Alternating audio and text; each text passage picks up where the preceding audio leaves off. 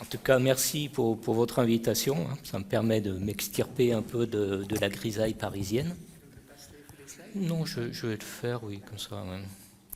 Et donc, pour vous situer un petit peu le contexte, cette présentation, je l'avais préparée justement pour une journée SFEN de la ST7 qu'on a faite en novembre dernier. Et moi, avec mon cursus, donc, je présentais plutôt les concurrents. Donc aujourd'hui, je l'ai étoffé un peu pour vous parler aussi de l'EPR, mais vous attendez pas à avoir beaucoup de détails. C'est une présentation pour brosser le panorama des réacteurs qui sont aujourd'hui en concurrence sur le marché.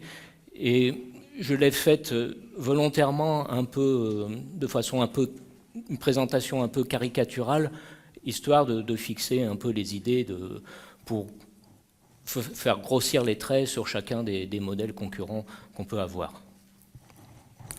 Donc ce qu'on m'a demandé aussi au départ, c'est de... Bon, ça c'est le plan, mais on le verra ensemble, il va se dérouler.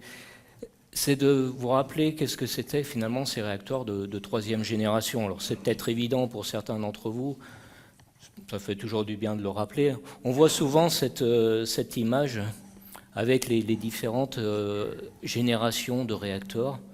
Donc la première génération, c'est vraiment tous les prototypes qu'on a pu essayer de faire au début. Et là, on a tout essayé. Toutes les technologies auxquelles on pense encore aujourd'hui ont déjà été essayées à cette époque, donc dans les années 50, 60. On a tout essayé. Bon, on faisait des petits réacteurs parce que c'était des prototypes. Ensuite, on a eu la deuxième génération, c'était la première génération de réacteurs industriels pour produire de l'électricité. Et là, on a rationalisé le choix. Les choix se sont faits sur des modèles qui étaient finalement qui présentaient les meilleures caractéristiques à la fois techniques et économiques pour produire de l'électricité efficacement. Et on trouve essentiellement donc des réacteurs à eau légère, des réacteurs à eau pressurisée ou des bouillants, et puis aussi quelques candoux, quelques réacteurs graphite-gaz. Mais le gros de la flotte, et puis c'est le gros de la flotte nucléaire mondiale qui existe aujourd'hui, c'est des réacteurs à eau légère.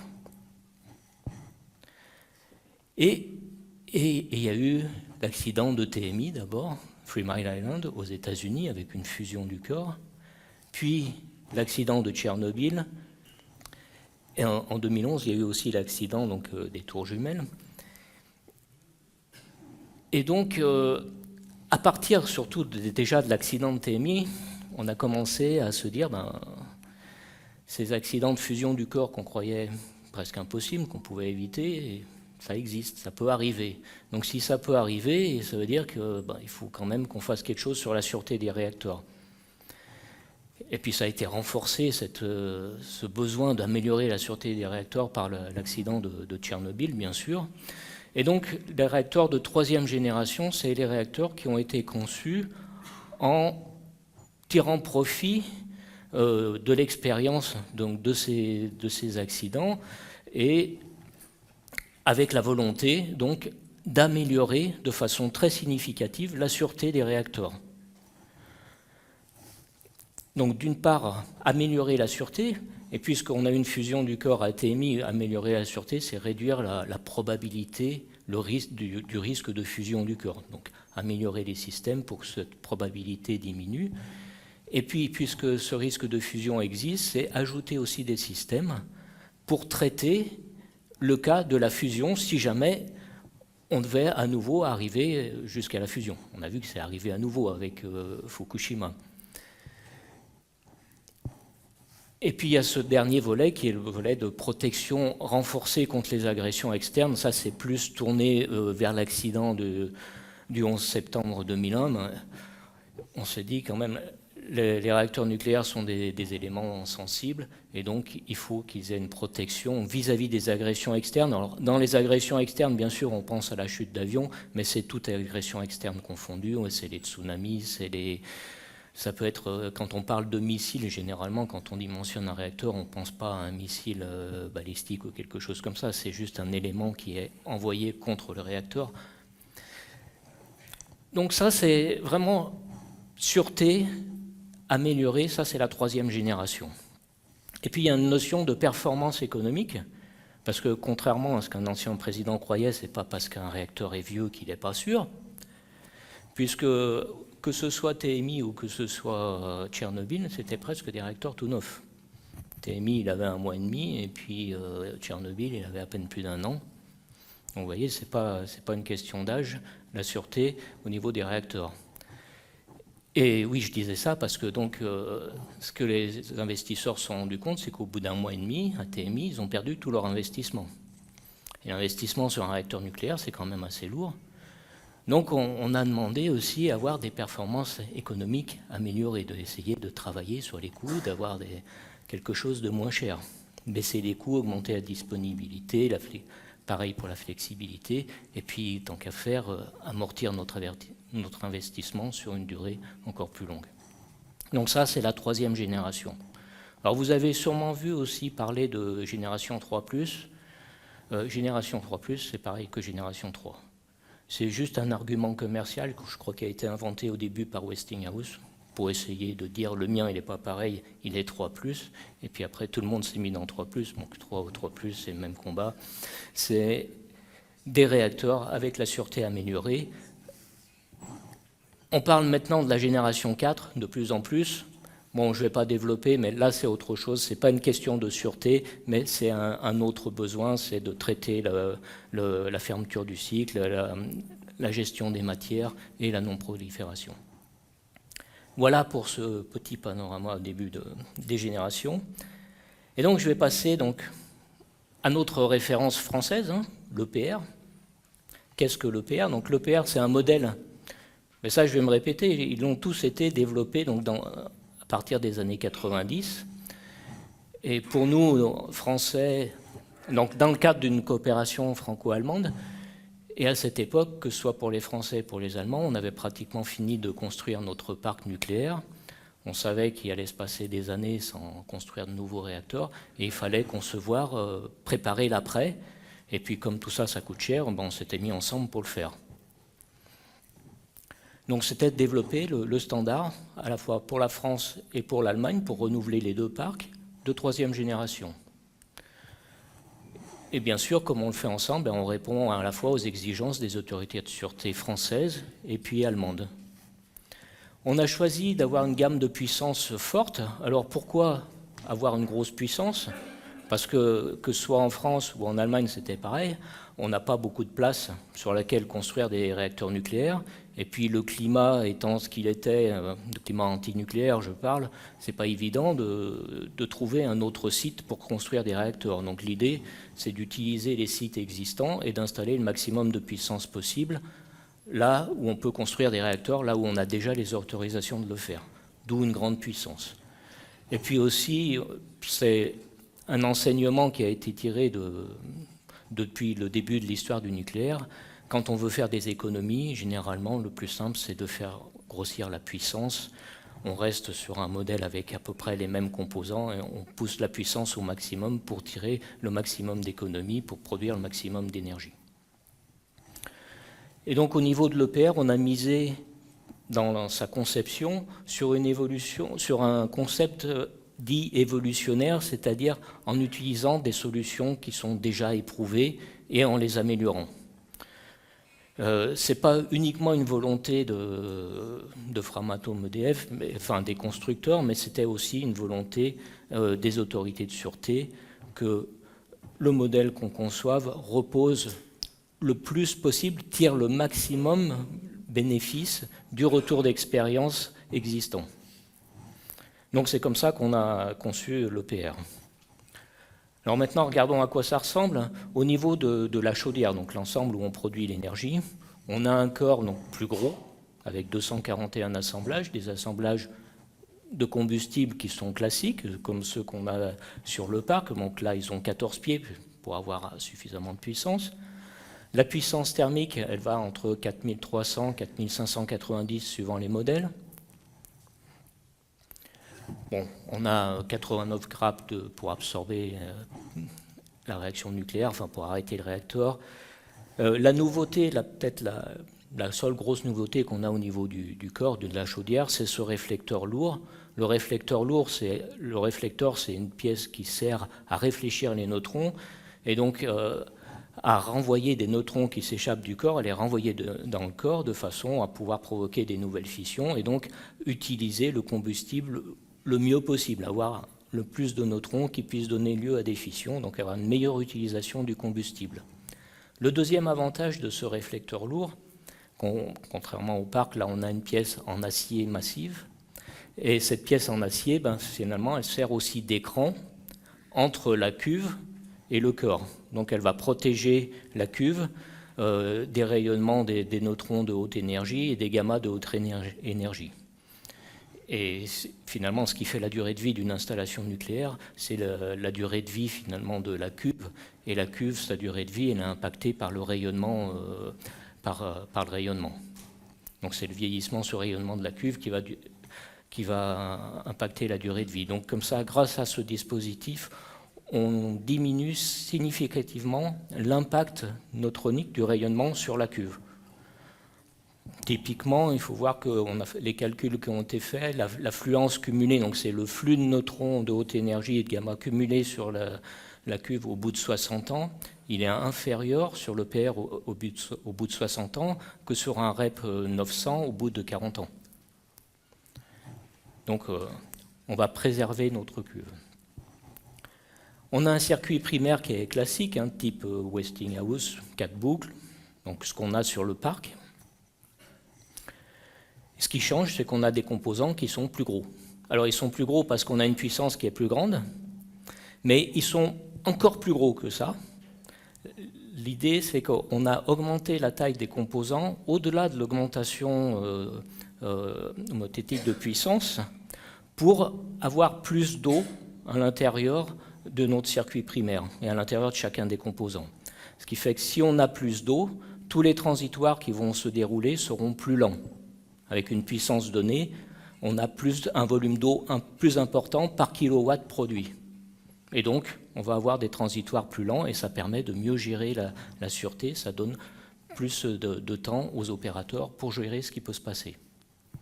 On a choisi aussi d'avoir moins de forgés, parce qu'on voulait avoir moins de soudure. Les soudures, c'est des points faibles potentiels, et les soudures aussi, c'est des éléments qu'il faut inspecter à chaque arrêt de tranche. Donc plus il y en a, plus la durée des inspections pendant les arrêts de tranche, elle prend du temps. Et le temps, c'est de l'argent. Chaque journée d'immobilisation d'un réacteur nucléaire, c'est 1 million d'euros. Donc on a intérêt à essayer de réduire les arrêts de tranche. Mais moins de soudure, ça veut dire aussi, comme on a un circuit primaire qui est ce qu'il est, ça veut dire avoir des forgés qui sont plus gros. Et là, on va atteindre les limites de ce qu'on sait faire ou ce qu'on ne sait pas faire. On a vu que quelques exemples, malheureusement, au début avec l'EPR, sur les ségrégations carbone, des trucs comme ça, c'est lié à ces forgés de grosse taille. Alors, la sûreté, puisque c'est bien ça, un réacteur de 3e génération, c'est un réacteur plus sûr. Et la sûreté, c'est quelque chose d'extrêmement important, même si ça n'a pas de prix, ça a un coût. Sur un EPR, c'est de l'ordre de 2/3 du coût. C'est-à-dire si on ne se préoccupait pas de la sûreté, si sur notre voiture on enlève l'airbag, des trucs comme ça, on pourrait faire un EPR presque 3 fois moins cher. Mais bon, c'est important la sûreté, donc on va le faire. Donc ce qu'on a fait sur l'EPR, c'est cette sûreté, les systèmes de sûreté sont essentiellement des systèmes dits actifs, c'est-à-dire qu'on utilise des pompes, des vannes motorisées, des choses comme ça. Donc on a besoin d'énergie, d'électricité pour faire tourner ces systèmes. Là, on va avoir une redondance qui est renforcée, généralement une redondance d'ordre 4 pour les systèmes les plus importants. Ça veut dire que pour accomplir une fonction, on a un système qui est dupliqué 4 fois et chacun ce qu'on appelle des trains de sûreté est capable d'assurer à lui seul 100% de la fonction de sûreté sur un EPR. On a une diversité qui va être aussi renforcée. La diversité, donc, c'est faire la même chose mais de façon différente, notamment par exemple pour arrêter le réacteur. On a les grappes de contrôle qui vont chuter dans le corps, mais en cas où les grappes, on aurait un problème pour les faire chuter en cas de séisme ou je ne sais pas quoi, on a aussi installé un deuxième système de borrification rapide qui permet d'arrêter le réacteur à lui seul sans avoir recours aux grappes. On a amélioré aussi la séparation physique. Donc là, vous le voyez sur cette photo, hein, on a les différents bâtiments de sauvegarde qui sont séparés physiquement autour du bâtiment réacteur. Et la séparation physique, hein, c'est pour empêcher, effectivement, pour être sûr que ce qui arrive sur un train n'impacte pas celui d'à côté. Ce qu'on pense surtout, c'est le risque d'incendie et d'inondation. C'est les deux plus gros risques pour lesquels on essaye d'avoir la meilleure séparation physique entre les systèmes de sauvegarde. Et on a porté le délai de grâce à 30 minutes. Alors le délai de grâce, je ne sais pas si ça parle beaucoup à tout le monde. Ce délai de grâce de 30 minutes, ça ne veut pas dire qu'on a 30 minutes pour réagir. Ça veut dire que pendant les 30 premières minutes, on n'a aucune action opérateur qui doit être réalisée. Pendant les 30 premières minutes, c'est soit des systèmes passifs, c'est soit l'inertie du système, quelques actions de contrôle-commande, mais l'opérateur, lui, il ne doit rien faire, si ce n'est commencer à préparer ce qu'il va faire après. Mais ça, c'est pour laisser du temps à l'opérateur et réagir correctement. Ça, c'est un des enseignements qu'on a tiré de TMI, où finalement on se rend compte que dans la salle de commande, quand les alarmes se déclenchent dans tous les sens, il y a beaucoup de panique et on a du mal à prendre les bonnes décisions rapidement. Donc voilà pour la sûreté. Je ne vais pas rentrer dans le détail des systèmes. Le volet supplémentaire, donc réacteur de troisième génération, on traite l'accident grave. Et donc l'accident grave, c'est l'accident de fusion du corps. On considère que cet accident, il peut arriver, et comme il peut arriver, il faut qu'il y ait une parade vis-à-vis de cet accident. Ce qu'on a choisi en France, donc, c'est de retenir le corium, ce qu'on appelle le corium, donc c'est le mélange entre le corps qui est fondu et toutes les structures internes, de le retenir à l'extérieur de la cuve et de le refroidir aussi à l'extérieur de la cuve. Alors pourquoi on fait ça? Parce qu'on est parti en France, on a une approche qui est dite déterministe. Déterministe, ça veut dire que si un événement peut se produire, en face, il faut qu'on mette une parade. Peu importe la probabilité avec laquelle cet événement peut arriver. Du moment que ça peut arriver, il faut le traiter. Et c'est ce qu'on fait pour la fusion du corps. La probabilité de fusion du corps, elle est de toute façon très faible. Mais si jamais ça arrive, alors... Bon, on l'a vu à TMI, hein, le corps il est resté dans la cuve. Il peut rester dans la cuve. Mais on ne sait pas le garantir par le calcul. Et donc si on ne sait pas le garantir, l'approche déterministe, elle dit le corium peut conduire au percement de la cuve. Et donc dans ce cas-là, il faut avoir une parade dans cette situation-là. Et c'est pour ça que nous, on a choisi donc, d'avoir un puits de cuve. Donc c'est l'espace en dessous de la cuve qui est sec, qui, au cas où on a une fusion du corps avec percement de la cuve, le corium va venir se retrouver dans ce puits de cuve. Dans ce puits de cuve, on a du béton sacrificiel qui va se mélanger avec le corium pour le fluidifier, le rendre plus fluide. Il va rester un moment au fond de ce puits de cuve. Au fond de ce puits de cuve, on a aussi ce qu'on appelle un bouchon fusible. C'est une pièce métallique qui bouche l'entrée dans ce canal qu'on voit ici. Et au bout d'un moment, ce bouchon fusible, il fond, mais il fond suffisamment longtemps, après que le corium se soit écoulé, de façon à ce qu'il ait eu le temps de bien se fluidifier et qu'il puisse, au moment où le bouchon fond, venir s'étaler le plus possible sur cette zone d'étalement.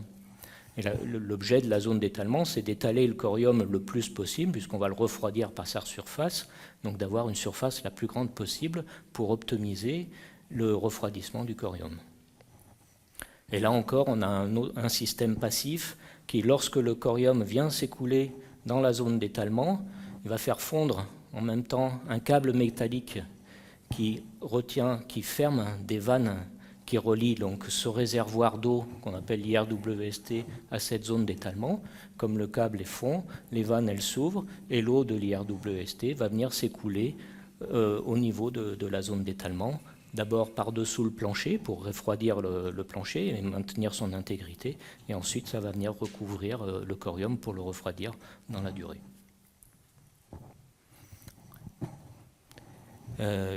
Quoi d'autre?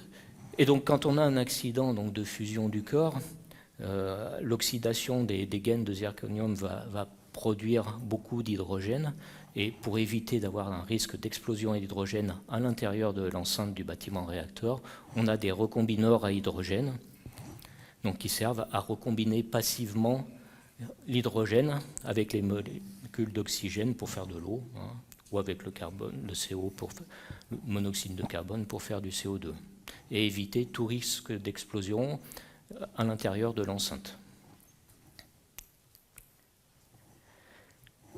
Vis-à-vis des agressions externes, l'EPR, ça je pense que tout le monde le sait, est muni de ce qu'on appelle une coque avion. Donc une coque avion, c'est une deuxième enceinte qui vient se rajouter par-dessus l'enceinte existante. Hein. Donc c'est un bâtiment de protection qui va couvrir à la fois le bâtiment réacteur, donc le dôme du bâtiment réacteur, et le bâtiment combustible ici, et deux des bâtiments de sauvegarde ici et là.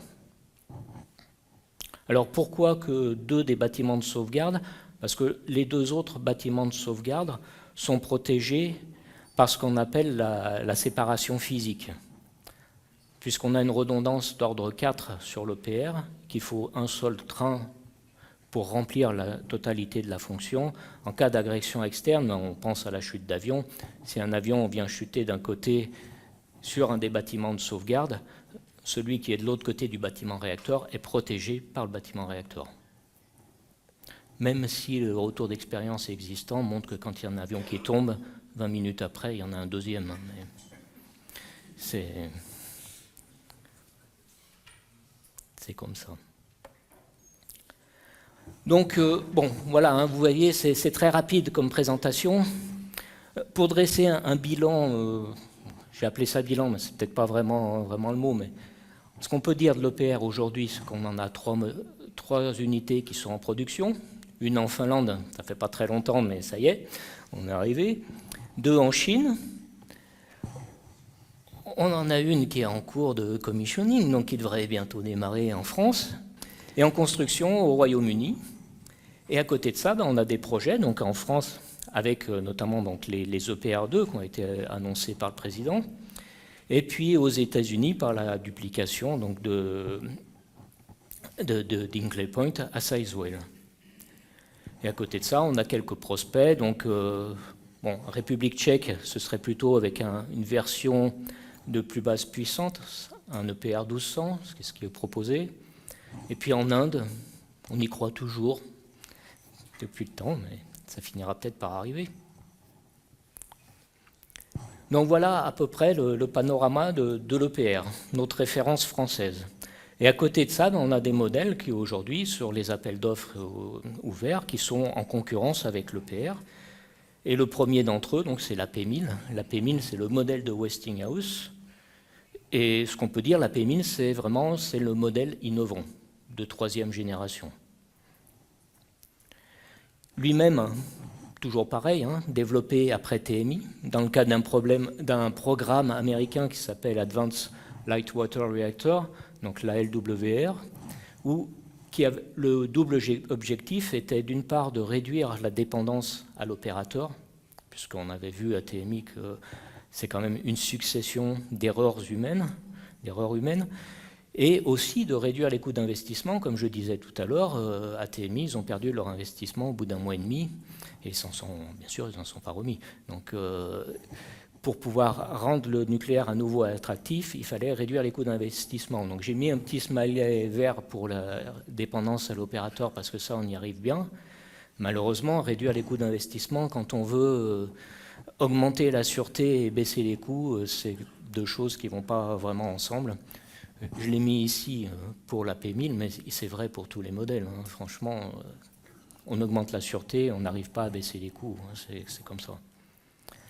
La gamme de puissance qui a été choisie par Westing, c'est la moyenne puissance, autour de 1100 MW. Alors même la P1000, au départ, Westinghouse avait développé un AP600, donc 600 MW électriques. Mais là, à 600 MW, ils se sont vite rendus compte que économiquement, ça ne tenait pas la route. Ce n'était pas rentable.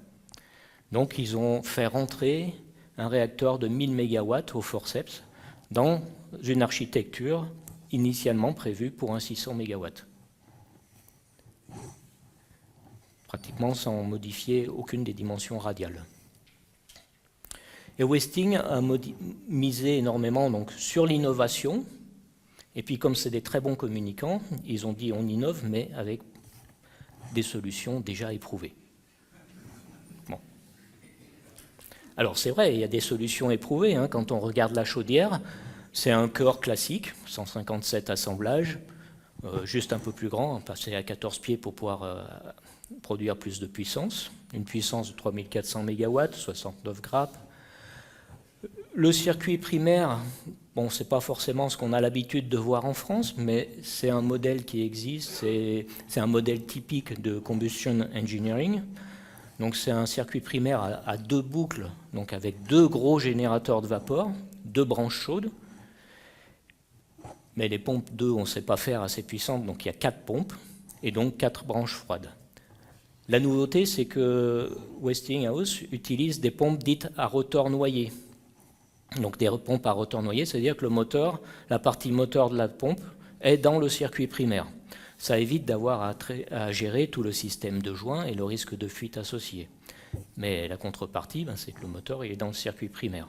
Alors ça, c'est présenté par Westing, c'est une solution éprouvée, puisqu'effectivement, les pompes à rotor noyé, ça existe. Mais des pompes à rotor noyé de cette puissance-là, 5,4 MW, ça n'existe pas. Ça n'existait pas avant la Pémine. Donc c'était un gros défi quand même. Et l'autre nouveauté, c'est que ces pompes, vous voyez, elles sont fixées directement sous le GV en position inversée.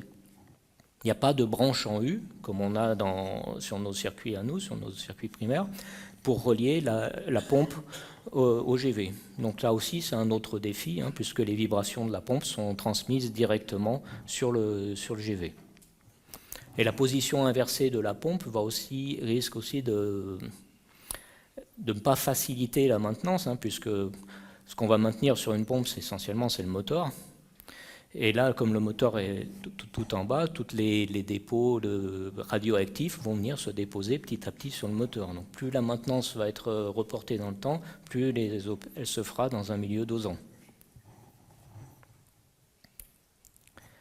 Côté sûreté, là c'est la grosse innovation de la P1000, c'est que toute la démonstration de sûreté pour la P1000, elle est basée que sur des systèmes passifs.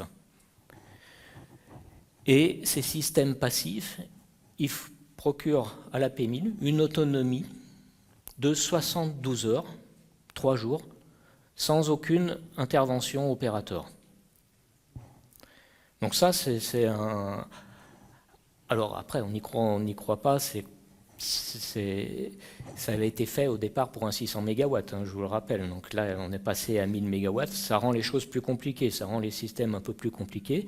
Mais n'empêche qu'ils ont réussi, par le biais de ces systèmes passifs, à fournir une autonomie de 72 heures sans intervention opérateur. Ces systèmes passifs, ils se divisent en deux systèmes. Un premier sous-système qui sert à évacuer la puissance du cœur et à l'évacuer vers l'intérieur de l'enceinte, en fait. Et ensuite, un deuxième système de refroidissement de l'enceinte, qui est représenté ici, qui va évacuer la chaleur rejetée dans l'enceinte vers l'extérieur. Et quel que soit l'accident envisagé, on peut tout traiter de façon passive grâce à ces systèmes. Alors ça, d'un point de vue de sûreté, c'est très bien. Le problème, c'est que dans la séquence passive, on arrive toujours à la fin, quel que soit l'accident, à être obligé de créer une grosse brèche sur le circuit primaire pour déverser tout le fluide primaire à l'intérieur de l'enceinte, et ensuite on compte sur le système d'évacuation de la chaleur de l'enceinte pour évacuer la puissance qui est dans l'enceinte vers l'extérieur. Mais quand on déroule tout le schéma passif du début à la fin, quel que soit l'initiateur, on va vers ce qu'on appelle un gros LOCA, un gros APRP, pour venir. Et donc ça veut dire qu'on va avoir un impact significatif sur notre investissement. Donc à côté de ces systèmes passifs, qui sont suffisants pour faire la démonstration de sûreté, on a quand même des systèmes actifs sur lesquels l'opérateur va devoir compter et jouer pour empêcher les systèmes passifs de se déclencher et pour préserver leur investissement, justement. Donc, vis-à-vis de la NRC, les systèmes passifs, ça suffit. Vis-à-vis de l'exploitant, il y a intérêt que l'opérateur soit prompt à agir sur les systèmes passifs pour empêcher que les seuils passifs, les systèmes actifs, pardon, pour empêcher que les seuils passifs soient atteints et que toute la séquence passive ne se déroule, ce qui conduirait à contaminer toute l'enceinte.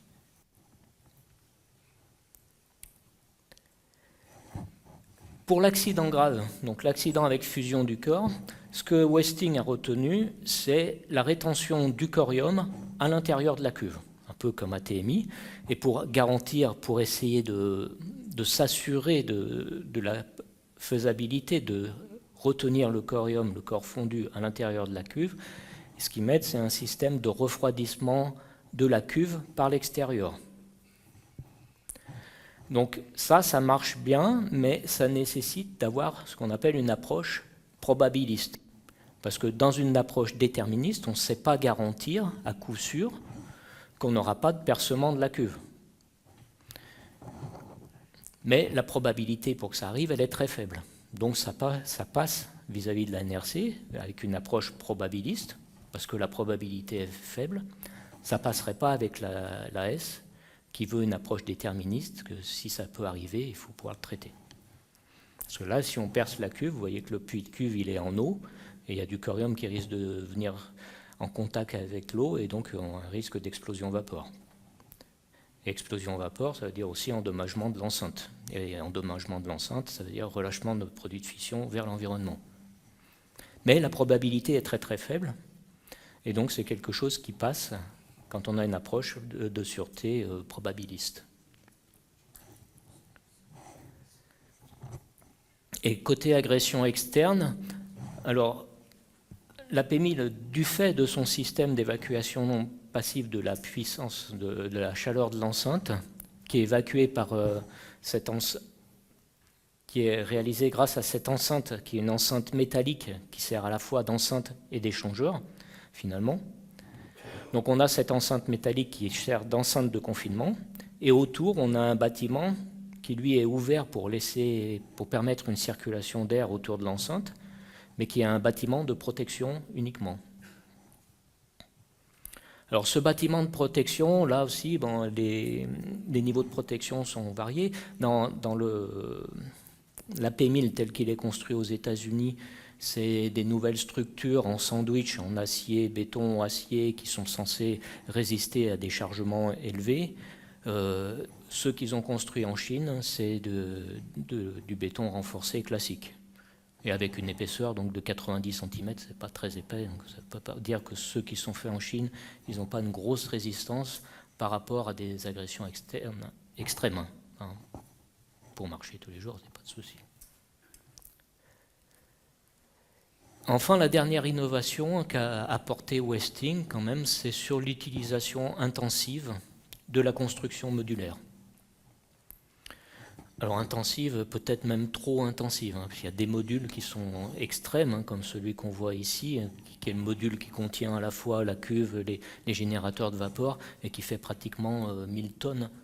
Vous voyez, à 1000 tonnes à manipuler comme ça au bout d'une grue, c'est aussi un risque. Hein. Et puis c'est pas facile à réaliser. Ils ont eu beaucoup de problèmes, puisque un module de cette taille, pour que les cotes soient respectées et qu'une fois qu'on l'a déplacé, les cotes soient toujours les bonnes, c'est pas garanti. Ça se déforme forcément. Mais quand même, ils ont apporté ça et tout le monde maintenant vient vers la construction modulaire, alors à des niveaux de modularité plus ou moins, d'intégration de la modularité plus ou moins importants, mais c'est quand même quelque chose d'important et de nouveau que Westinghouse a apporté. Donc au bilan, on avait 4 unités, 4 AP1000 qui étaient en construction aux États-Unis. 2 sur le site de Vogel, donc, dont on espère la mise en service prochaine.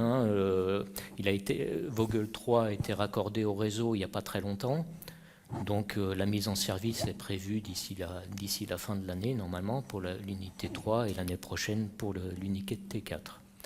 À Vichy-Saumur, c'est une autre histoire. La construction s'est arrêtée en 2017, puisque le nucléaire était plus compétitif, notamment vis-à-vis des gaz et des pétroles de schiste. Et donc, Vichy-Saumur a jeté l'éponge, du moins ils l'ont mis sur cocon, peut-être qu'ils redémarreront un jour, mais pour l'instant, la construction est arrêtée. En Chine, donc, on a 4 unités qui ont été construites, à Sanmen et Yang, qui sont en fonctionnement depuis 2018 et 2019. Donc on démarrait à peu près en même temps que Taishan. Et il y a 4 unités supplémentaires qui ont été lancées l'année dernière, la construction de 4 unités supplémentaires qui a finalement été lancée en Chine. En Pologne aussi, on l'a appris à la fin de l'année dernière, donc avec les événements, les Polonais ont choisi donc la P1000 de Westinghouse pour leur futur parc nucléaire, enfin parc peut-être pas, mais pour leur première tranche, première centrale nucléaire en tout cas. Et Westing aussi est actif donc, en Ukraine, en République tchèque, et en Inde tout le monde y est. Voilà. Donc voilà pour notre, on va dire, concurrent historique et principal concurrent, celui qu'on retrouve sur les appels d'offres. On est toujours en face de la P1000. Alors il y a un autre concurrent, c'est les VVER. Alors là, les VVER, c'est plusieurs modèles. Il y a des VVER 1000, 1200, 1300 maintenant. Et ces VVER, je dirais, c'est ceinture et bretelles, si on veut se rappeler. Alors pourquoi? Parce que ces VVER, pareil, leur développement, 3e génération, ça a été fait après Tchernobyl. Et là, ce qu'ils se sont rendus compte, à l'époque en ex-URSS, c'était qu'ils étaient très très loin des standards de sûreté occidentaux. Et donc le développement de ces nouvelles générations de VVER, l'objectif c'était de venir recoller aux standards de sûreté occidentaux. Et donc la gamme de puissance c'est moyenne. Et ces développements, en fait, ils ne les ont pas faits tout seuls dans leur coin, mais après ce qui s'est passé à Tchernobyl, il y a eu, vous en êtes tous bien conscients, vous connaissez sans doute même mieux que moi, un vaste élan international, justement, pour aider les Russes à progresser dans la sûreté. Et donc, ce n'est pas pour rien qu'on va retrouver des solutions qui existent à la fois sur l'EPR, des solutions que les Allemands avaient imaginées avec des systèmes passifs, etc. Donc, tout le monde a contribué à améliorer la sûreté de ces réacteurs et à proposer des solutions. Tout ça, ça s'est fait dans le cadre d'une compétition, finalement, interne en Russie entre 2 bureaux d'études, l'un à Moscou et l'autre à Saint-Pétersbourg, qui ont chacun développé un modèle de réacteur autour d'une chaudière commune qui était construite par Gidropress, je ne sais pas comment on dit.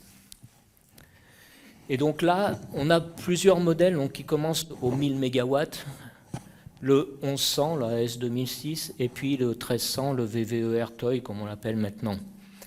Donc ça, c'est une évolution progressive et qui tend plutôt l'augmentation de puissance. Ça tend surtout à optimiser le modèle de façon économique. Quels que soient les modèles, donc on a là une géométrie tout à fait spécifique des VVER, ces modèles russes, donc qui sont avec un corps à pas triangulaire et des assemblages hexagonaux. Donc là, on en a 161 assemblages. Oui, on a une puissance donc de 3000 à 3300, suivant qu'on a un 1000 ou un 1300 MW. Au départ, on a un corps avec énormément de grappes, 121 grappes sur les 1200. Ça veut dire que tous les assemblages du corps sont grappés, à l'exception de la dernière couronne.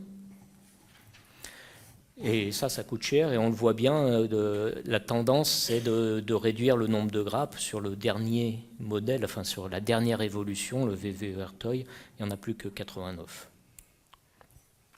L'autre particularité donc, des VVER, c'est la géométrie de leur circuit primaire, avec des GV horizontaux. Et puis on a des boucles qui sont réparties sur 2 niveaux. Bon, ça aussi, c'est une approche historique, hein, parce que les VVER, au début, ils ont été faits pour être installés dans des régions un peu plus reculées, et les Russes devaient être capables d'amener l'ensemble des composants par les voies existantes, notamment par les voies ferrées. Et il fallait pouvoir passer sous les tunnels qui existaient.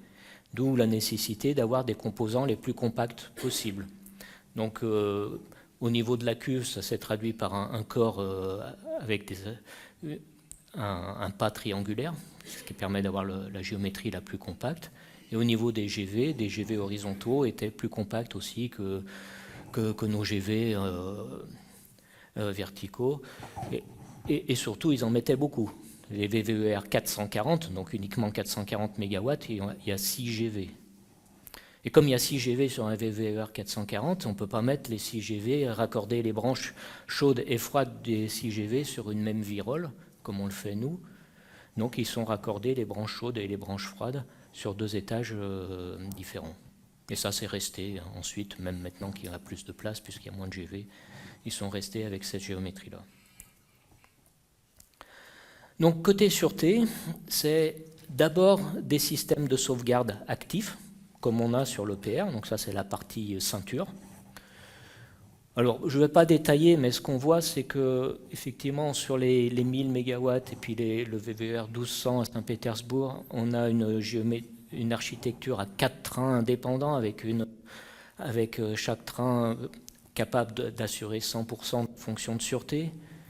Et puis on voit que plus on se déplace vers des éléments récents, plus on va diminuer un peu la force de la ceinture, parce qu'on sait qu'on a aussi des bretelles, quoi. C'est les systèmes passifs. Et donc, pour optimiser l'économie du réacteur, on va faire des économies sur les systèmes passifs, donc passer sur le 1200 version Moscou à 2 trains, avec une redondance dans les trains. Mais 2 trains indépendants, ça veut dire qu'on a seulement 2 diesels qui vont alimenter chacune des divisions. Et puis sur le VVER Toy, c'est uniquement 2 trains, 2 fois 100%. Par contre, à côté de ces systèmes actifs, on a un backup passif, c'est les bretelles. Et là, c'est donc des systèmes passifs d'évacuation de la puissance résiduelle du corps via les GV, les générateurs de vapeur. Ça, c'est une conception qui a été imaginée par Siemens, et donc qui a été développée par Siemens et mise au point sur les VVER dans le cadre d'une collaboration entre les Russes et les Allemands. Donc, entre les conceptions de Saint-Pétersbourg et Moscou, ce qu'on voit, la différence, c'est que côté Saint-Pétersbourg, les échangeurs qui se retrouvent en haut de l'enceinte sont refroidis par de l'eau. Ça permet d'avoir un bon échange, mais après, la durée de l'échange est limitée à la période pendant laquelle on a de l'eau dans le réservoir. Côté Moscou, l'échange est réalisé, c'est des échangeurs qui sont refroidis par une circulation d'air. Donc là, côté autonomie, elle est indéfinie. Par contre, côté capacité d'échange, elle est plus limitée qu'avec de l'eau. Ce que je n'ai pas dit aussi, c'est que le modèle de Saint-Pétersbourg, il comporte aussi en plus un système passif d'évacuation de la chaleur de l'enceinte. Donc avec des condenseurs qui sont installés à l'intérieur de l'enceinte, sur lesquels la vapeur qui peut être générée dans l'enceinte va se condenser. Pour les accidents graves, là aussi, c'est une stratégie de refroidissement du corium à l'extérieur de la cuve. Alors, c'est un core catcher, un récupérateur de corium un peu différent de ce qu'on a sur l'EPR. Ça ressemble plus à une deuxième cuve placée sous la cuve. Une deuxième cuve qui va être équipée de tout un tas d'éléments sacrificiels et puis d'éléments qui vont favoriser le refroidissement du corium dans la cuve, et puis tout un tas de systèmes autour de la cuve pour refroidir cette deuxième cuve. Vis-à-vis des agressions externes, c'est un modèle à double enceinte, un peu comme l'EPR donc. Alors cette double enceinte, elle est sur les 1000 et les 1200, elle est à géométrie variable, sachant que l'enceinte interne, elle fait 1,20 m d'épaisseur, et l'enceinte externe, elle fait entre 60 cm et 2,80 m d'épaisseur, et 1,80 m d'épaisseur, selon la demande du client, en fait. Bon, sur le dernier modèle, le VVER Toy, là, les choses ont été rationalisées, et l'enceinte externe, elle fait toujours 1,50 m. Ce qu'on voit aussi, c'est qu'au niveau de la construction, de plus en plus, ils utilisent de la construction modulaire. On voit quand on passe du 1000 au 1200 au VVER Toy de 1300, là, il y a de plus en plus l'usage de techniques de construction modulaire. Mais ça, tout le monde y vient de plus en plus. Au bilan, actuellement, il y a 4 unités qui sont en service donc, en Russie. 4 VVER 1200, plus 2 en construction, 2 VVER Toy. En Chine, on a 4 unités en service, ce sont des VVER 1000, plus 4 en construction qui sont des 1200. En Inde, on en a 2 aussi qui sont en fonctionnement, des VVER 1000, plus 4 autres en construction, toujours les mêmes, des 1000. Au Bangladesh, il y en a 2 en construction. En Turquie, vous avez 4 unités en construction. En Égypte, on en a 2 en construction, plus d'autres qui devraient suivre. Et des prospects en Russie, en Égypte, en Iran, Bangladesh, Hongrie, Finlande, non, il n'y en a plus, et République tchèque. Donc vous voyez quand même, c'est le réacteur qui est actuellement le plus construit, le réacteur de 3e génération qui est le plus construit actuellement.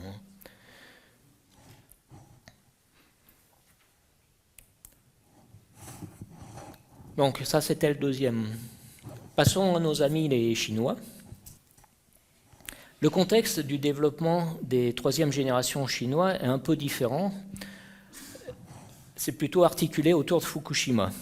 Avant Fukushima, les Chinois construisaient des réactions de 2e génération, des réacteurs de 2e génération, qui s'appellent les CPR 1000+, qui étaient issus des 900 français, dont ils maîtrisaient parfaitement la construction et qui sortaient à un rythme régulier des usines de CGN et qui se mettaient en place de façon... ça arrivait sur le réseau pratiquement comme avec un métronome. Il y avait quand même quelques modèles de 3e génération qui étaient en développement chez CNNC et CGN, mais c'était dans les cartons, et puis comme la génération 2 marchait bien, personne ne poussait trop. Et il y avait quand même, au niveau de la 3e génération, il y avait eu l'AP1000 qui avait été sélectionné comme le modèle de officiel de 3e génération. Et puis on avait eu un lot de consolation avec les EPR de Taishan, puisqu'on était en compétition avec Westinghouse à cette époque. Mais après Fukushima, ça a changé la donne, puisque les constructeurs chinois ont vu qu'ils ne pourraient plus construire des réacteurs de 2e génération. Au moins, l'autorité de sûreté chinoise a arrêté d'accorder des autorisations pour les réacteurs de 2e génération. Les constructeurs chinois n'avaient pas envie de laisser la place à Westinghouse ni à nous. Donc ils ont ressorti de leur carton leur modèle de 3e génération, donc ce qui s'appelait l'ACP1000 pour CNNC et l'ACPR1000 pour CGN. Et puis très vite on leur a demandé, bon c'est bien, vous avez chacun un modèle, mais ce serait bien de converger pour proposer un modèle commun. C'est ce qu'on a appelé le Hualong One chinois, qu'on appelle aussi HPR1000. Mais en fait, si on y regarde de près, on continue effectivement d'avoir toujours 2 modèles qui partagent une chaudière commune, quelques éléments communs, mais qui restent quand même assez différents entre le modèle proposé par CNNC et celui proposé par CGN. Donc la chaudière, c'est ce qui est commun. Donc là, on a un corps à 177 assemblages. Donc ils ont rajouté une vingtaine d'assemblages pour justement faire baisser la puissance linéique des assemblages, donc avoir moins de puissance par unité de longueur d'un assemblage. La puissance, on reste dans les 1000 MW. Et on a un circuit primaire qui est classique, un 3 boucles Westing, comme nos 900 en France. Côté de la sûreté, c'est un peu le même modèle que les Russes. On va avoir d'une part des systèmes actifs et d'autre part des systèmes passifs. Et les systèmes actifs, bien, si on regarde d'un peu plus près, on voit que côté CGN, on a une architecture avec 3 trains de sûreté indépendants, avec chaque train capable d'assurer 100% de la fonction de sûreté. C'est exactement ce qu'on avait imaginé pour Atmea 1, par exemple. Et côté CNNC, on est resté au niveau des systèmes actifs à ce qu'on connaît aujourd'hui sur le parc français, sur les 900 et 1300, c'est-à-dire on a 2 trains et puis un barillet qui est distribué dans chacune des boucles.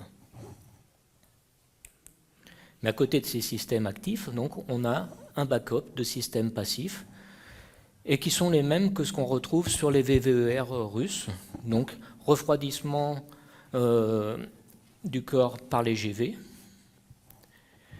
Donc ça, les 2 modèles CNNC et CGN ont ce système passif, et celui de CNNC, il a en plus donc le refroidissement de l'enceinte, aussi un système passif de refroidissement de l'enceinte, qui est aussi issu donc des VVER.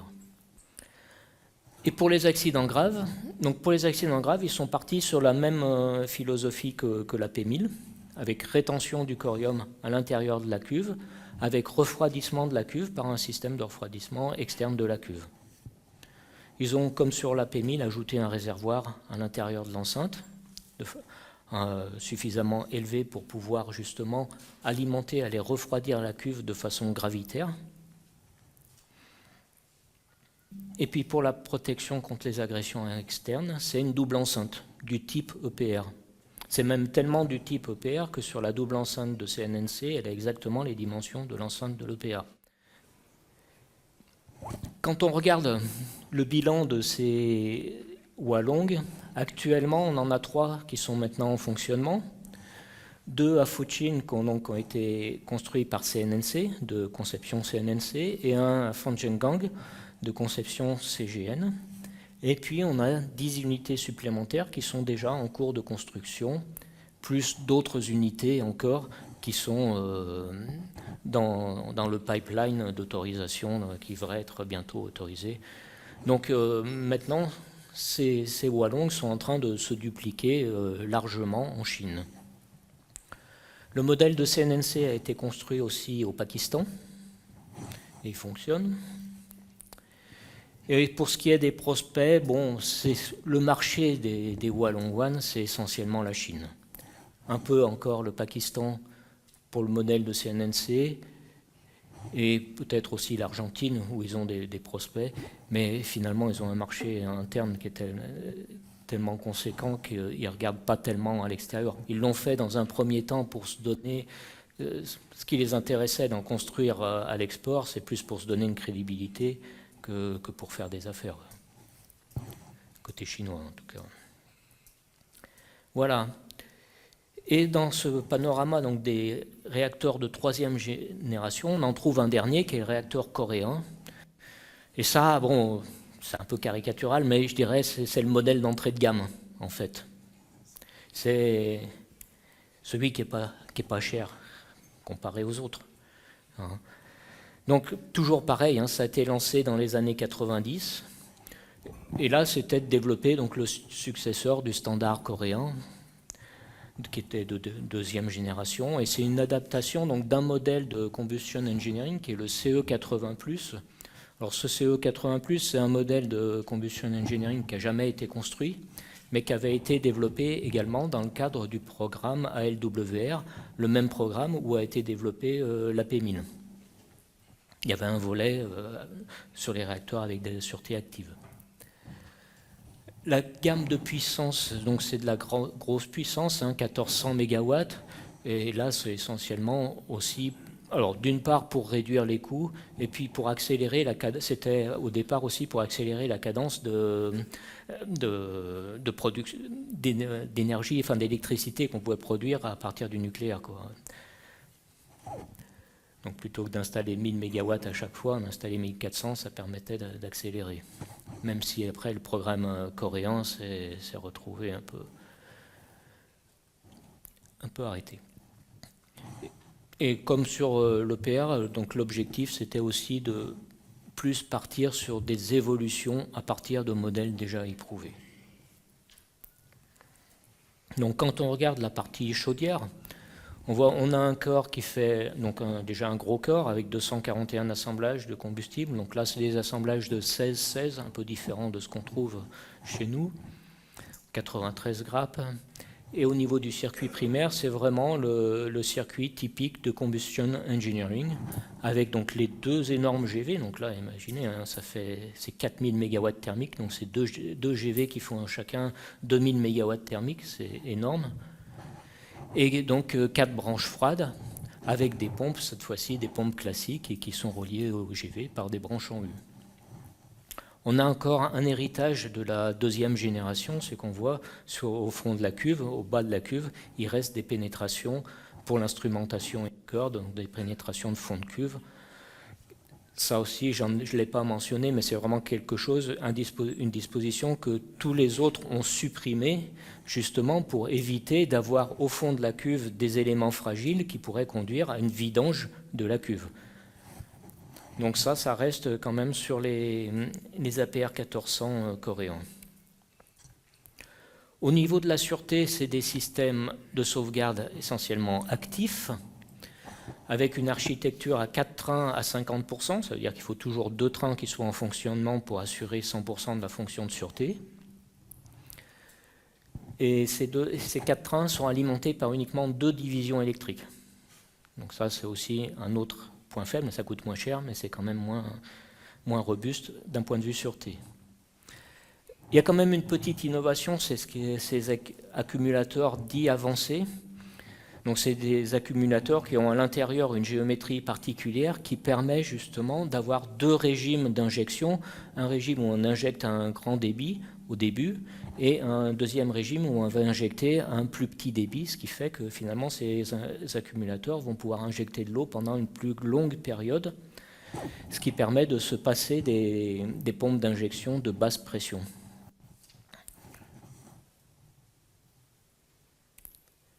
Au niveau des accidents graves, donc comme sur l'apémine, ils comptent sur la rétention du corium à l'intérieur de la cuve. Alors déjà sur l'apémine, c'est quelque chose qui est questionnable, compte tenu de la puissance qu'on a, mais là avec un corps de 4000 MW, ça paraît très très difficile à justifier qu'on soit capable de retenir le corium à l'intérieur d'une cuve. Ils ont quand même une zone d'étalement, donc comme quoi ils s'attendent aussi à ce qu'il y ait des possibilités que le corium... mais c'est uniquement une zone d'étalement et ce n'est pas un récupérateur de corium. Il n'y a pas de disposition pour aller refroidir le corium dans cette zone d'étalement ou protéger cette zone d'étalement en la refroidissant comme on le fait sur l'EPR. Qui plus est, comme au départ... La première étape, c'est rétention du corium dans la cuve, c'est-à-dire qu'on a de l'eau autour de la cuve, et là encore, si jamais la cuve vient à se percer, le risque d'avoir une explosion vapeur. Protection contre les agressions externes, ce n'est pas étudié sur un réacteur coréen. En Corée, les avions n'ont pas le droit de survoler les centrales, et puis voilà, c'est tout. Donc, non, mais voilà, c'est pas... Le risque n'est pas pris en compte parce que le risque est supprimé d'une autre façon. Il n'y a pas d'avions qui viennent au niveau des centrales. Donc on a une enceinte assez classique, donc qui fait 1,20 m d'épaisseur avec un liner métallique.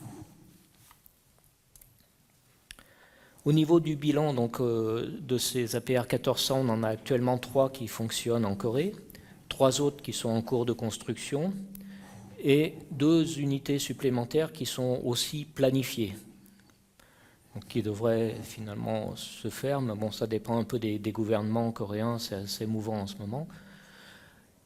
Ils ont bien sûr, on en a beaucoup parlé des Coréens, puisqu'ils ont remporté le contrat aux Émirats Arabes Unis, et donc 4 unités qui sont...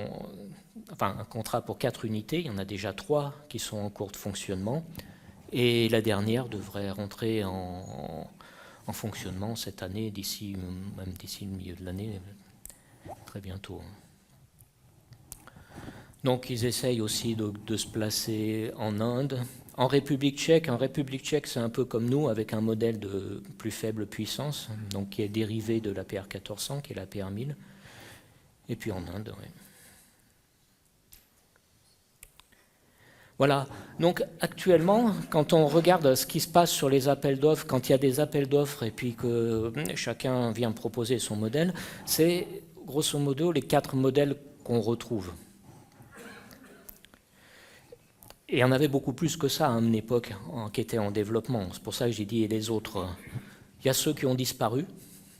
C'est le cas de l'ESBWR de General Electric, donc qui était un gros réacteur bouillant de 1600 MW, entièrement passif. C'est le cas de l'APWR de Mitsubishi, qui était aussi un réacteur d'une forte puissance, pratiquement aussi puissant que l'EPR. Et puis les Canadiens avaient aussi un modèle de Candu dans leur carton de 3e génération. Mais là, c'est pareil, je pense que ça ne verra jamais le jour. Il y a un zombie, le mort-vivant, hein. C'est la BWR de GE, Hitachi et Toshiba. Donc, il y en a qui ont fonctionné, des ABWR, qui étaient en fonctionnement au Japon, avant Fukushima.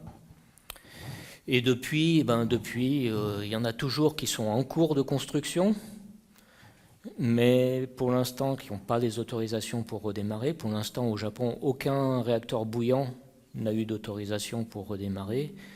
Et bon, c'est très difficile de savoir ce qui va se passer, ce qui va en être.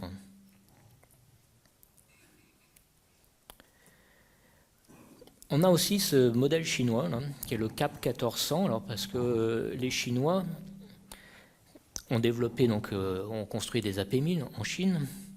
D'ailleurs, je vous ai dit qu'il y en avait d'autres AP1000 en Chine qui étaient prévus.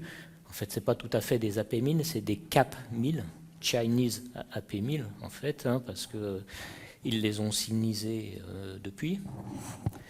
Et le CAP 1400, c'est que Westing, quand il a vendu la licence de l'AP1000 en Chine, pour qu'ils puissent construire des réacteurs uniquement en Chine, mais sans autorisation d'exporter le modèle.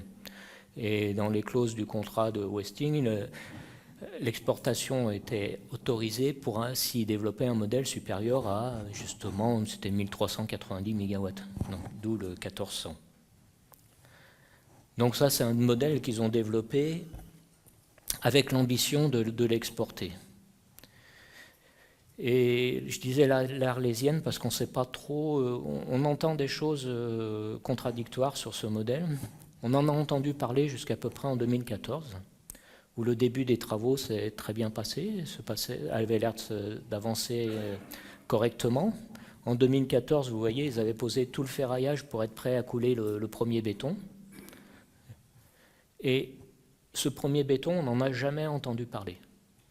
Il n'y a eu jamais aucune annonce officielle comme quoi le premier béton aurait été coulé. Alors que généralement, c'est quand même la première chose dont les gens se gargarisent dès qu'ils ont pu couler le premier béton. C'est quand même un jalon important et ça fait la une de la presse. Là, ça ne l'a jamais fait. Alors on entend parfois dire qu'il serait en cours de construction, qu'il serait presque prêt à démarrer, mais jamais par voie officielle. On ne trouve aucune information sur aucun site, donc c'est un peu difficile de savoir où il en est, et c'est étonnant de voir tout le secret qu'il y a autour. Où est-ce qu'il est construit? En Chine, alors je sais. C'est pas un truc militaire par hasard? Non, c'est le même site là où il y a le HTR chinois qui est en cours de construction. Mais non, il ne communique plus depuis 2014. Alors effectivement, il y a quand même des gros verrous technologiques, hein, notamment sur les pompes primaires. Ce sont les mêmes des pompes à rotor noyé comme sur la P1000, mais cette fois-ci encore avec une puissance encore plus élevée. Et aussi, ils doivent développer une pompe à 50 Hz. Ce que les Chinois font aussi pour le CAP 1000. Alors, quelques tendances actuellement. juste pour élargir, alors là, pour nous, hein, on a notre gamme EPR, on va dire. On a l'EPR dont on a parlé. Et puis vous avez tous entendu parler donc, de l'EPR2 et peut-être aussi de l'EPR 1200. Donc l'EPR2, c'est ni plus ni moins que l'EPR, mais sur lequel on a essayé de faire des économies au maximum sans rogner sur la sûreté. Donc c'est essayer d'avoir la même garantie de sûreté que l'EPR, mais essayer aussi d'imaginer le modèle de façon plus intelligente pour réduire les coûts. Donc pour réduire les coûts, on voit ici sur l'image, on voit qu'il y en a deux en fait, c'est-à-dire que les EPR2, ils seront toujours construits par paire, de façon à optimiser les coûts de construction. Si on regarde actuellement ce qui s'est passé sur les réacteurs de troisième génération, où tout le monde a eu quand même des difficultés, où les coûts ont été toujours plus élevés que prévu, ce n'est pas tellement lié à la conception des modèles, mais plus à la capacité de fabriquer et de construire bien du premier coup. C'est parce que les chantiers ont dérivé, parce que c'est ça qui fait augmenter les coûts de façon très très significative. Donc d'en construire deux à la fois, quand même on mutualise le risque et ça permet normalement de faire baisser aussi de faire baisser les coûts. On va mobiliser par exemple des grosses grues une seule fois pour les deux, ou des choses comme ça. Hein. Ce qu'on a changé aussi donc sur l'EPR2, on va passer à des systèmes de sauvegarde à 3 trains. Et plus 4 trains, 3 trains indépendants avec 3 fois 100%, sachant que le 4e train de l'EPR n'était pas tellement pour des raisons de sûreté, c'était pour pouvoir faire de la maintenance en ligne. C'est-à-dire qu'on pouvait faire de la maintenance sur un train, et il en restait plus que 3, et on remplissait tous les critères de sûreté qu'il fallait. Donc ça permettait de faire de la maintenance en fonctionnement. Finalement, ce n'est pas une disposition qui est très utilisée par EDF, et donc le coût que ça coûte pour le gain que ça peut apporter a conduit donc à s'en séparer. Donc on restera sur 3 trains sur l'EPR, 2. Et puis au niveau de l'enceinte de confinement, on va passer d'une double enceinte sur l'EPR à une simple enceinte sur EPR2. Une simple enceinte uniquement sur la partie du dôme, c'est-à-dire que la partie basse, ici, on aura toujours un double mur, notamment au niveau des pénétrations, ce qui permet justement, parce que une des fonctions de cette double enceinte, c'est aussi on crée un espace entre les deux enceintes qui est toujours en dépression par rapport à la pression externe et par rapport à la pression dans l'enceinte, ce qui permet que si on a une fuite sur une quelconque des enceintes, on peut récupérer cette fuite, la traiter, le faire passer par les filtres et puis renvoyer dans les systèmes. Donc là, c'est pareil, tous les murs où on a des traversées d'enceinte, on aura une double enceinte. Mais ce n'est pas une enceinte de protection, ce sera une double enceinte justement pour traiter ces fuites. Mais le dôme lui-même sera sur une simple enceinte. Donc c'est réalisable, mais c'est des options différentes. Et l'EPR 1200, finalement, il va être issu à la fois de l'EPR et d'EPR2, c'est-à-dire qu'on va reprendre les mêmes composants, mais passer à 3 boucles pour faire baisser la puissance à 1200 MW.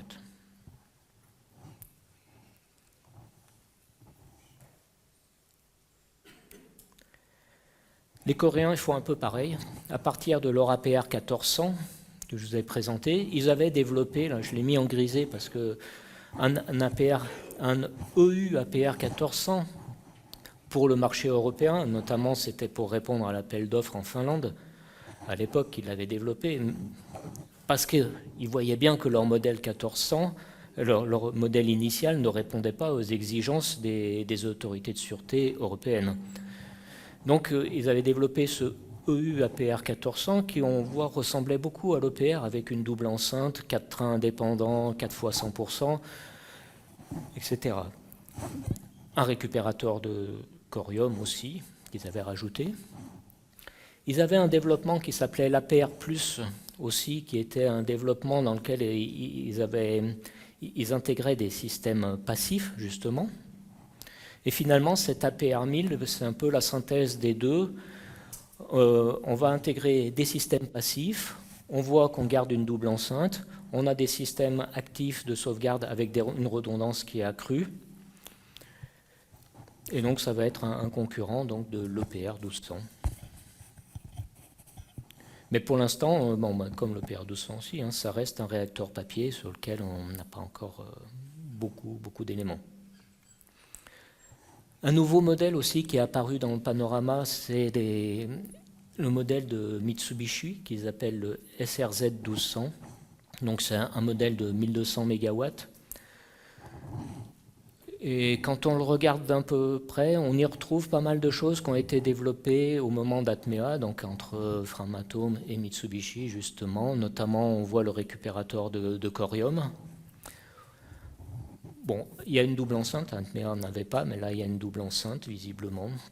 Et il y a quelques innovations qui semblent être proposées, mais pour l'instant on a très peu d'éléments sur ce modèle.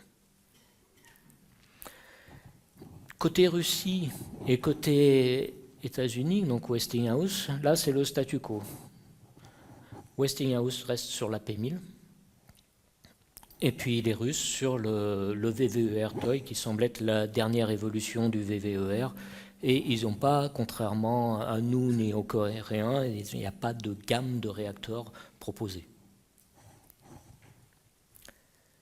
Donc voilà pour les réacteurs de troisième génération. Et bien sûr, à côté de tout ça, il y a des SMR partout. Mais là, je ne vais pas développer. Mais tout le monde y va de son petit SMR, ou de ses petits, même, parce qu'il y en a tellement.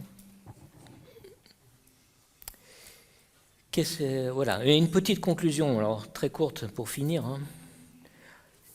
Finalement, si on regarde ce qui se passe dans le panorama international, on se rend compte que l'EPR, il est réellement en concurrence avec deux modèles qui sont l'AP1000 et l'APR 1400. Du moins, c'est les seuls modèles qu'on retrouve aussi sur les appels d'offres dits ouverts, où vraiment il y a un appel d'offres et puis chacun présente sa copie. Les VVER et les OA longues, eux, ils se retrouvent plus généralement sur des marchés dits de gré à gré, surtout les VVER. Le VVER, c'est un outil de géostratégie pour la Russie. Généralement, c'est pour ça aussi qu'on en a vu beaucoup implantés partout, mais ils implantent des VVER dans les territoires où ils veulent s'implanter. Et ils n'arrivent pas qu'avec le réacteur, mais ils arrivent avec le financement aussi. C'est-à-dire qu'ils amènent le réacteur, ils financent la construction et ils se payent ensuite sur l'électricité qui est générée. Donc c'est pas pour rien que c'est le modèle qu'on retrouve le plus à l'export, ce VVER. Quand même, un gros avantage qu'ils ont sur les autres, quoique les Coréens, c'est vrai aussi, c'est que ce soit les Russes, les Chinois et les Coréens, ils ont un tissu industriel nucléaire qui est pleinement opérationnel et qui fonctionne. Donc, ce qui explique aussi les délais de fabrication, de construction, qui sont quand même maintenant sensiblement plus courts qu'ailleurs. Ce qu'on ne connaît pas exactement, c'est le niveau des exigences de sûreté quand même. Donc on ne sait pas dire exactement si on présentait un VVER à la S française, ce qu'elle dirait. On sait dire des choses compte tenu des informations qu'on a, du niveau d'information qu'on a, mais on n'a pas le niveau suffisamment détaillé. Et puis surtout, quelle est leur capacité à réaliser avec la qualité requise. Ça, c'est encore une autre histoire. Mais globalement, on a tous ces modèles de troisième génération qui présentent des qualités qui sont à peu près quand même équivalentes et des gages de sûreté qui sont à peu près équivalents. Et ce qu'on peut voir, c'est que, en tout cas, moi, c'est ce que j'ai vu, j'ai l'impression de voir, c'est quand on regarde sur les marchés et les appels d'offres, c'est pas la technique du réacteur qui fait la différence. Généralement, c'est surtout une décision politique, il y a plein d'autres choses. Mais ce n'est pas la technologie qu'il y a derrière un modèle qui guide en premier lieu le choix pour un modèle ou pour un autre. Voilà, je crois que c'est tout ce que je voulais vous dire.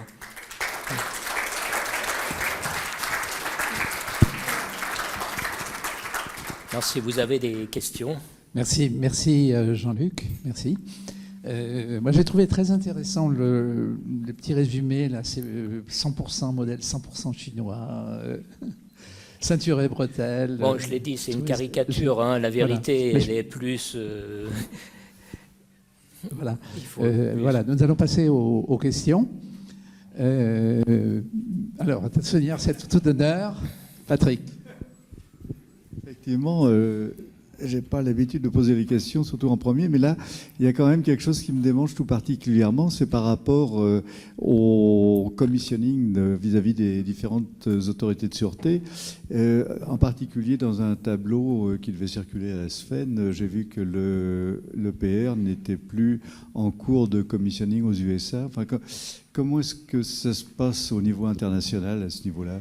Alors, aux USA, c'est une histoire un peu différente. C'est que aux USA, dans les années 2000, on était dans ce qu'on appelait la renaissance du nucléaire. Et là, il y a eu énormément de... Tous les constructeurs ont proposé leur modèle aux Américains. Et pratiquement, il y avait des demandes de licences combinées, ce qu'ils appellent des COL, des Combined Operation License, qui étaient déposés pratiquement par tout le monde. Et il y avait beaucoup de clients identifiés. Et finalement, avec d'abord la crise économique en 2008, puis Fukushima, puis les gaz de schiste, enfin les pétroles de schiste, les gaz de schiste qui n'étaient pas chers, ça a complètement arrêté l'élan nucléaire aux États-Unis.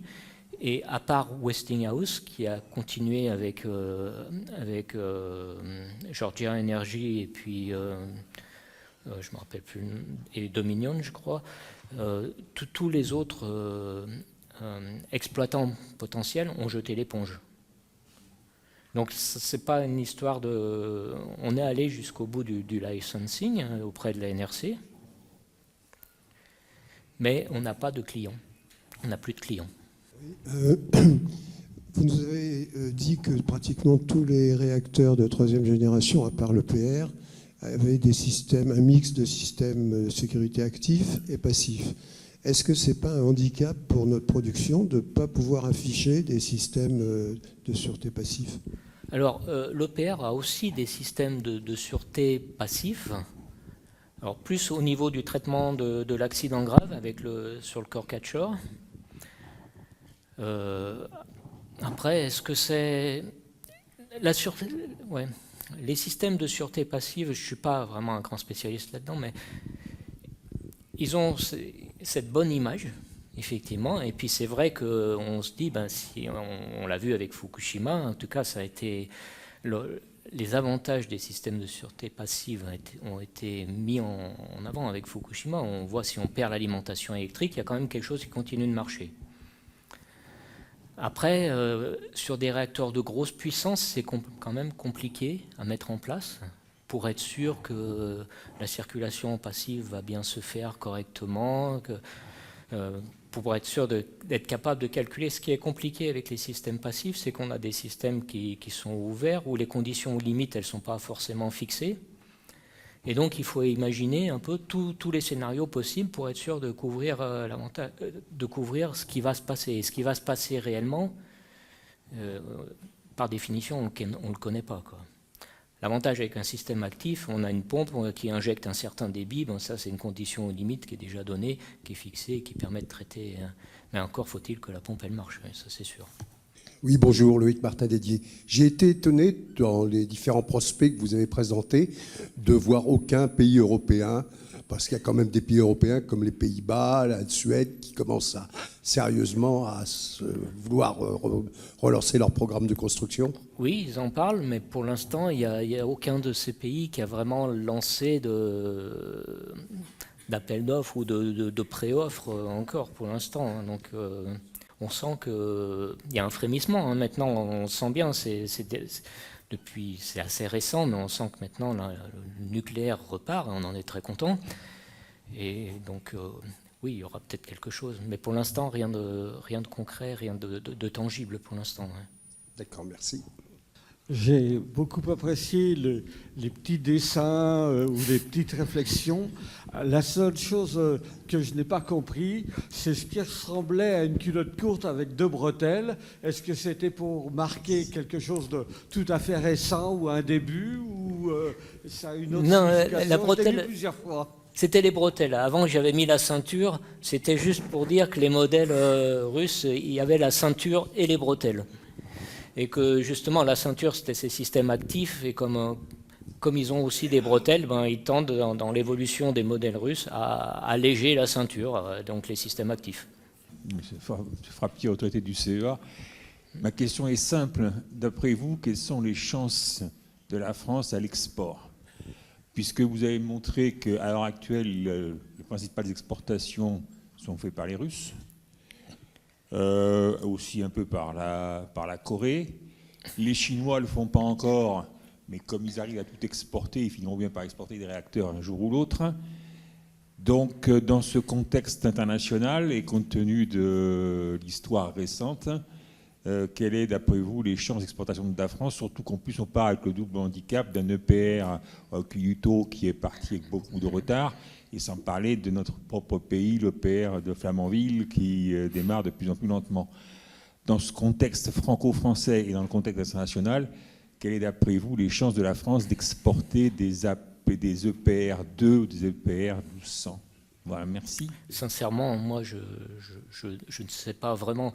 Bon, il y a des pays comme l'Inde. C'est essentiel, hein, on est d'accord. Quoi, hein, pour la suite de la filière, c'est essentiel. Si on fait que des réacteurs en France, ça ne suffira pas. Donc, déjà, si on en fait en France, ce sera déjà quelque chose de nouveau et de bien. Mais effectivement, on en fait au Royaume-Uni. Et le Royaume-Uni semble être assez content, même si on voit bien qu'il y a des dérives aussi côté HPC, mais Sizewell est lancé quand même. Hein. Moi, ma question, c'est que je m'étais occupé de l'Égypte à l'époque, il y a longtemps de ça, quand je faisais l'international au CEA, c'était d'Égypte. J'ai mis ça en Égypte, et quand on s'est retrouvé en Égypte, on a compris qu'on était en concurrence avec les Russes. Oui. Et quand les Russes arrivent en disant, nous, on va construire le réacteur, et on va le payer, on va le payer, bien sûr, etc. Et une fois que ça prend des années pour le construire, on passe un accord avec l'autorité, enfin avec l'exploitant électrique local, et on se paiera effectivement avec l'électricité produite. Quand vous avez des modèles comme ça dans les pays qui ne sont pas les plus riches du monde, comme l'Égypte par exemple, le marché est difficile à emporter. Quoi. Donc, non, mais ça c'est clair. Et c'est ce que je disais tout à l'heure avec les Russes, ils s'en moquent pas mal, hein. Peut-être un peu moins maintenant, mais de perdre de l'argent. Hein. Là, ce qui était intéressant, c'était grâce aux réacteurs, augmenter leur présence géographique dans certaines régions du monde. Hein. Faut pas se le cacher. Mais pour la France, bon, il y a l'Inde, mais l'Inde, moi j'en entends parler depuis que je travaille, pratiquement. Et c'est un grand pays, donc il y a des gros besoins, mais pour l'instant, puis pareil, nous, on n'est pas en capacité, effectivement, de fournir le financement. Donc, tout le monde prospecte l'Inde. Dans vos tableaux, on a bien vu que tout le monde avait l'Inde dans ses prospects. Mais après, ça va dépendre, je dirais, du niveau de sûreté qui va être exigé. On a quand même, on le paye aussi parce qu'on a une autorité de sûreté très exigeante qui est l'ASN, mais quelque part, ça peut aussi nous servir parce qu'on a un modèle qui répond à ces exigences, justement. Xavier ? Oui, bonsoir, Xavier Bravo, projet ITER. Dans le panorama que vous avez brossé à la fin, vous avez dit que les Américains se sont mis en statu quo sur leurs AP1000. Comment est-ce que vous analysez ça ? Je veux dire, statu quo, c'est-à-dire que autant nous, on a l'EPR et puis on essaye de développer l'EPR2 et puis un EPR 1200 pour avoir une gamme de grandes et petites puissances, Westinghouse, sur les réacteurs de troisième génération, alors je mets les SMR à part, ils proposent que la P1000 et ils ne proposent pas d'évolution sur la P1000. Oui, Gilbert Castagnier, EDF, à la retraite. Avant de partir à la retraite, je me suis occupé du site indien c'est le site de Jaitapur, Ouais. pour lequel les Indiens envisageaient d'acheter 6 EPR. Et la dernière mission que j'ai faite, ce qu'ils m'ont dit, c'est que tant que l'EPR de Flamanville ne démarrerait pas, ils ne passeraient pas commande de ces 6 EPR. Est-ce que c'est la réalité ou est-ce que c'est la concurrence qui fait que... Alors, là, je n'ai pas la réponse. Sincèrement, là, je ne sais pas. Oui. Donc on a vu qu'en France, on essaie de développer plusieurs gammes de réacteurs pour évoluer et s'adapter un peu au marché. Est-ce que sur le PR1200, on a des intentions de mettre des systèmes passifs, style SACO, pour prendre un exemple sur la concurrence? Oh, je ne connais pas. Merci. Je vous propose de laisser la parole à Kivedig Westing. Bonsoir.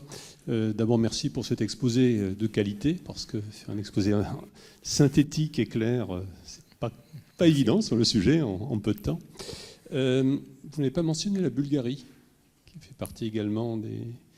Oui, j'en ai peut-être oublié. États qui étaient un peu liés avec Rosatom, mais qui non, mais voilà, réfléchissent. effectivement, on est tous bien conscients. Le contexte est en train de bouger, effectivement, Tout à fait. et il y avait certains pays qui étaient prêts à recevoir des réacteurs russes qui vont maintenant devoir choisir d'autres modèles. Et puis c'est pas pour rien que Westinghouse a remporté l'offre en Pologne.